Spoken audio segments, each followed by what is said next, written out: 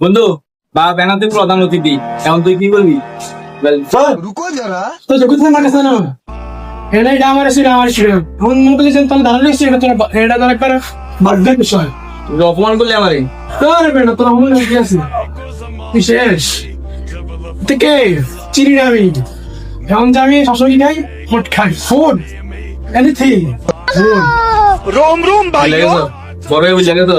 ভুলাই কি আছে এখন মনে করলে যেটা স্টেডিয়াম টাটা কি আমার সিস্টার একটা স্যার আমাদের কি দিবি আমি শেয়ার করতে গেলাম, স্যার আমাদের কি দিবি স্টেজ নট অ্যালাউ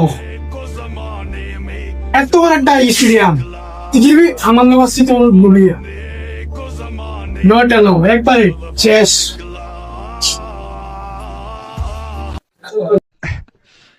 आ